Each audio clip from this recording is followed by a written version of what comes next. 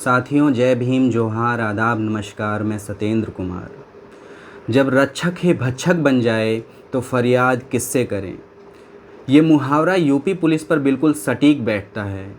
बीते कुछ महीनों से यूपी पुलिस का दामन बार बार दागदार हो रहा है, और वो भी कोई छोटे मोटे मसलों जैसे घूसखोरी, वसूली, बदतमीजी, बदसलूकी, धमकी और फर्जी एनकाउंटर जैसे मामलों में नहीं।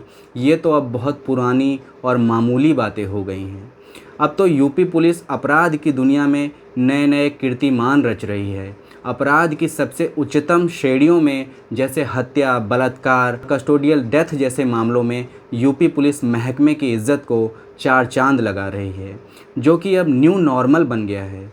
पिछले एक हफ्ते के अंदर ही यूपी पुलिस कर्मियों के कुकर्मों की वजह से पूरे महकमे समेत पूरे उत्तर प्रदेश की, पूरे देश और मीडिया में किरकिरी हो रही है।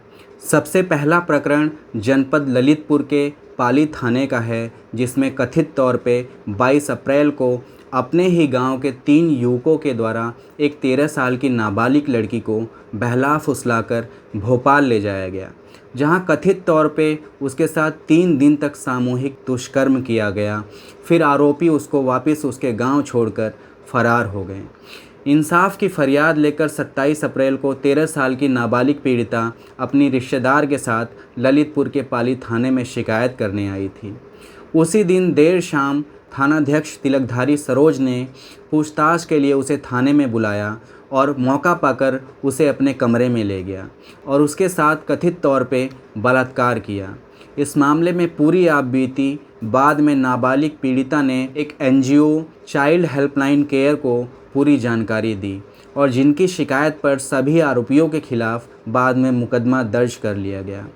एफआईआर होने की खबर पाकर थानाध्यक्ष तिलकधारी सरोज फरार हो गया, जिसके बाद थानाध्यक्ष तिलकधारी सरोज को तुरंत प्रभाव से सस्पेंड कर दिया गया और थाने में मौजूद 30 पुलिसकर्मियों को लाइन हाजिर कर दिया गया।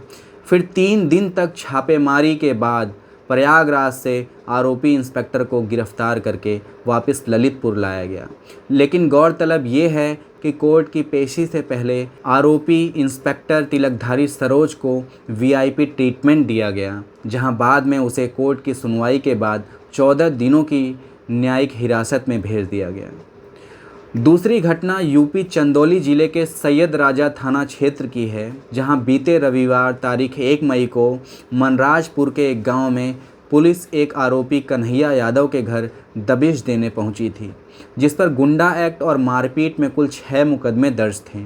लेकिन इन्हीं मामलों में स्थानीय कोर्ट के द्वारा उसे दिनांक 16 फरवरी को 6 महीने के लिए जिला बदर की सज़ा सुनाई गई थी।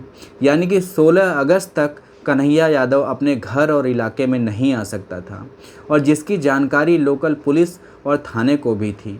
कन्हैया यादव का बड़ा बेटा विजय यादव, जो कि पहले से ही पुलिस हिरासत में था, लेकिन फिर भी पुलिस आरोपी के घर जाती है, और जब वहां आरोपी कन्हैया यादव नहीं मिलता है तो कायदे से तो यूपी पुलिस को वापस लौट आना चाहिए था। लेकिन यूपी पुलिस तो यूपी पुलिस ठहरी।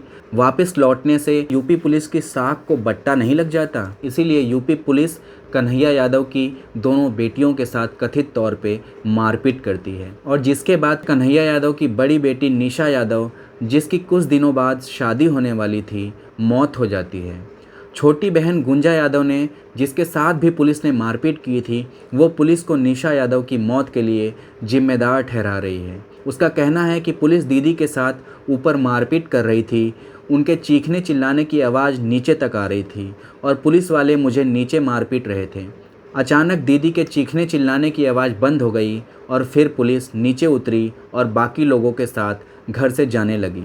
मैं भाग के ऊपर गई तो देखा दीदी जिंदा नहीं थी। उनकी लाश पंखे से लटक रही थी और उनका पैर पूरा फर्श पे टिका हुआ था। पुलिस वालों ने ही मेरी दीदी को मारकर पंखे से लटका दिया था। ये बयान है मरहूम निशा यादव की बहन गुंजा यादव का। बाद में जब परिजनों और गांव वालों के हंगामा करने के बाद मामले ने तूल पकड़ा तो संबंधित पुलिसकर्मियों को सस्पेंड कर दिया गया, और लाश के पोस्टमार्टम के बाद परिजनों को प्रशासन के द्वारा और आला अधिकारियों के द्वारा ये आश्वासन दिया गया कि दोषियों के खिलाफ उचित कार्रवाई की जाएगी।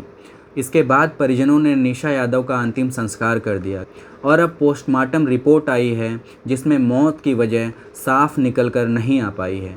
परिजनों का आरोप है कि पुलिस पूरे मामले में लीपापोती कर रही है और दोषियों को बचाने का प्रयास कर रही है। और अब बात तीसरे मामले की। तीसरा मामला फिर से यूपी ललितपुर के एक थाने का है।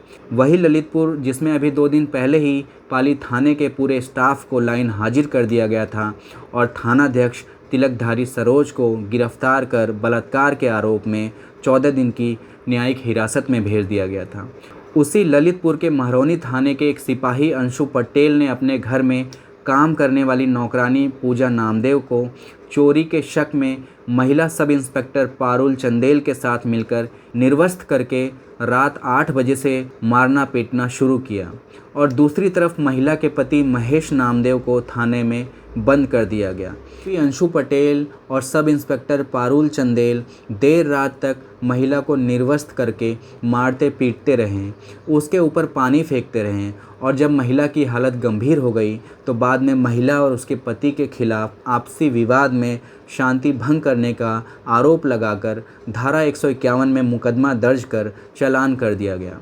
बाद में पीड़ित महिला पूजा ने एसपी ऑफिस में प्रार्थना पत्र देकर आप बीती बताई तो मामले में जांच के आदेश दिए गए। बाद में महिला आयोग ने भी जब मामले का संज्ञान लिया तो डीआईजी ने मामले का संज्ञान लेकर तुरंत कार्रवाई के आदेश दिए और दोनों आरोपी पुलिसकर्मियों को सस्पेंड कर 3 पुलिसकर्मियों के खिलाफ केस दर्ज कर लिया गया। बीते 1 सप्ताह के भीतर ही ये तीनों मामले हुए जिसने यूपी पुलिस की किरकिरी करके रख दी है और यूपी में कानून व्यवस्था पर सवालिया निशान लग रहे हैं। एक तो पहले से ही यूपी पुलिस का व्यवहार ऐसा है कि आम लोग पुलिस थाने में जाने से घबराते हैं, ऊपर से आए दिन नज़र में आते पुलिस के ऐसे घोर आपराधिक कारनामे। वाह रे यूपी पुलिस, जब पुलिस ही अपराधी बन जाए तो फरियादी कहाँ न्याय की गुहार लगाए। बहरहाल ऐसी भक्षक पुलिस से घबराकर जब पीड़ित लोग थाने में जाने से घबराने लगेंगे और अपराधी खुले में घूमते रहेंगे तब बहुत से अपराध दर्ज भी नहीं हो पाएंगे। फिर बाद में उत्तर प्रदेश पुलिस अपनी ही पीठ थपथपाएगी और राज्य में अपराध कम होने के लिए ऐसे ही भ्रष्ट और अपराधी किस्म के पुलिसकर्मियों को उनकी कार्यशैली के लिए विभाग और सरकार की तरफ से प्रशस्ति पत्र बांटे जाएंगे और यूपी में राम राज्य के ढोल नगाड़े पीटे जाएंगे। अभी के लिए बस इतना ही। मैं हूं सतेंद्र कुमार, आप देख रहे हैं द न्यूज़ रे। धन्यवाद।